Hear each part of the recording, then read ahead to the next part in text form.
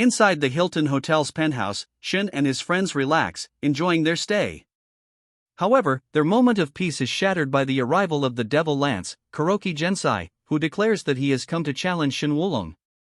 Xia Yan immediately knows who this is, as Shen gets up from the couch. He then turns to Yan, bowing down, stating, "Connector, you have a visitor."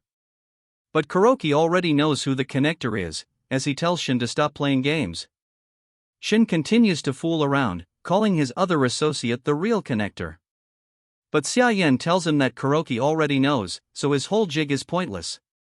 Shen sighs, seeing that there is no way around this situation. Suddenly, Kuroki rushes towards Shen and unleashes his Devil's Lance, but it is effortlessly caught by Shen.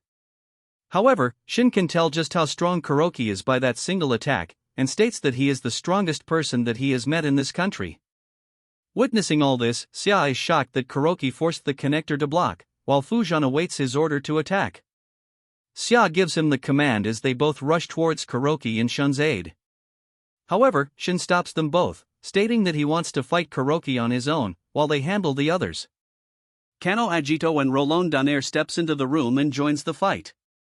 Upon seeing Shen, Roland assumes that he must be the monster everyone is talking about, and just by looking at him, he knows he'll be a worthy quarry. The reason why Kuroki, Agito and Roland are gathered here is because the Prime Minister of Japan and his party opposed Nogi's plan to hold a Kengan match with Shen Wulong, and hired Kuroki Gensai to eliminate him. Nogi knows the dire consequences if this hit were to take place, but the Prime Minister told him that it was too late, and that Kuroki and his associates has already made their way into the hotel. Nogi hangs up the phone, and states that this has to be the worst possible dream team, and wonders if things are going to be worse than they already are. He knows that if they provoke Shen Wulong, the damage could be catastrophic. Xia assumes that some glory-hugging idiot lost control and sent these men after them. Roland thanks Kuroki, as this has to be the most fun he's had in years, but Kano tells him that his barbarity is worthy of death. Shen Wulong states again that he wants to fight Kuroki one-on-one, and orders Xia and Fu to handle Agito and Roland. The fight begins as everyone engages one another, except for Shen and Kuroki. Shen admits to Kuroki that he is surprised to find a master like him in Japan. Shen raises his hand, his voice calm but edged with warning. "You should be experienced enough to know how wide the power gap is." In an instant, he strikes a single-armed blow so fast it blurs. Yet, as Shen's attack lands, blood drips from his wrist. Kuroki's Devil Lance had pierced him mid-motion. Kuroki then tells Shen that victory isn't determined by strength alone, and there is no such thing as flawless strength. Shen compliments the potency of Kuroki's spear hand, noting that he must have trained it very rigorously. Xia is shocked to see that the connector has been wounded, but Agito tells him that he shouldn't be worried about Shen, as he will not let Xia get past him. Meanwhile, knives clash, as Roland and Fu duels, but they both back off for a moment. Fu snarls, "You've slaughtered hundreds of worms, yet you dare come here." Roland responds, saying, "I've lost count on the amount of worms I've squashed," to which Fu compliments his courage. Shen walks towards Kuroki stanceless, as Kuroki analyzes him, noting that he has no visible defense. His thoughts shatter as Shen attacks again with a devastating strike that crashes into Kuroki's guard, the impact sending him skidding back. Before he can recover, Shen's kick follows, launching him through the air until he slams into a wall. Kuroki finishes his earlier statement, stating that Shen doesn't even have the tiniest of openings, so he decides that he will break his ironclad defense.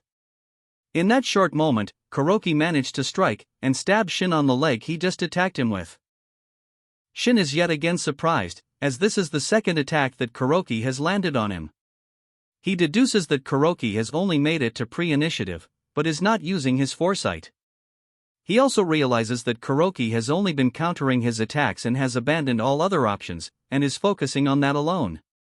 Kuroki responds, stating that not even the strongest can defeat their enemies without striking them, so what he did is to simply waits for the attack to come. At that moment, Kuroki acts and strikes back with an attack of his own. Shen calls his strategy brilliant and admits that he admires the creativity of the powerless. He then demands that they both continue their fight. Xia is a bit saddened at the state of the hotel, but soon wonders how these men found them, even though they took extreme precaution to hide their location. He ponders this for a moment before it hits him. It was one of his own who ratted them out. Kuroki advances towards Shen and strikes him with a devil's lance. The speed and reaction from Kuroki impresses him, as he admits that he is glad to have found someone like Kuroki inside this vast world. Suddenly, the police barges into the hotel, commanding Kuroki and his associates to put their hands up. This makes Shen disappointed, as they came in when things were just getting better. Shortly after, the chief cabinet secretary and the superintendent general of the MPD barge into the room. They immediately begin apologizing to Shen on the behalf of the government for this incident. They blame it on a conspiracy of idiots who wanted quick and easy success. However, they reassure Shen that they've been arrested, and begs him for forgiveness. However, Xia tells Omo that they're going to need more than just a simple explanation, but Shen tells the men that he forgives them for this incident, as he's a very forgiving person, unlike his friend. Take the superintendent, tells Kuroki that his employer has been overthrown, so he suggests that they leave peacefully. Disappointed by this outcome, Wulong calls the men pathetic, and wonders who is in charge of this country. Kuroki then tells both Wulong and Agito that they all must withdraw, as they no longer have a choice. Wulong tries to instigate conflict with the soldiers, asking them if they could keep him in handcuffs, but Agito tells him to stop, as these police officers have a reputation to uphold. However, Wulong's comments left the soldiers shaking with fear. Shen then turns to Kuroki telling him that he can drop by any time he's free, as he will be waiting for him with the hopes that he will fight him seriously next time. Kuroki agrees to Shen's offer, as long as he does the same, and uses his left side the next time they fight. Seeing that Kuroki saw this, Shen admits he's impressed by Kuroki's observation. This is where I'll end things off, but let me know in the comments how well Kuroki would have done against Shen if they weren't stopped by the government. Also, we are very close to hitting 1,000 subscribers, so it would be wonderful if you could subscribe and leave a like. That's all for today, so I'll see you guys next time, take care.